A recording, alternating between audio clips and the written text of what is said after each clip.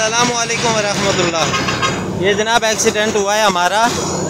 हम तबलीगी साथियों के वो नुसरत के लिए गए होते, साल के लिए जमात चल रही थी, उन्होंने हमें माशाल्लाह दुआ दी और ऐसा ख़तरनाक एक्सीडेंट हुआ है। ये पुल है आगे, पुल के ऊपर एक गाड़ी इधर से जा रहा था, एक उधर से आ रहा था, एक उधर डबल क्रॉस कर रहा था, आगे जगह नहीं था, उस वजह से ये जो डबल क्रॉस कर रहा था ये गाड़ी हमारी गाड़ी के ऊपर चढ़ गई। हमारी गाड़ी बिल्कुल तबाह हो गई, ट्राले के नीचे आ गई है, गाड़ी बिल्कुल फिस गई है, कोई गुंजाइश ही नहीं है, किसी आदमी के बचने की भी कोई गुंजाइश नहीं है।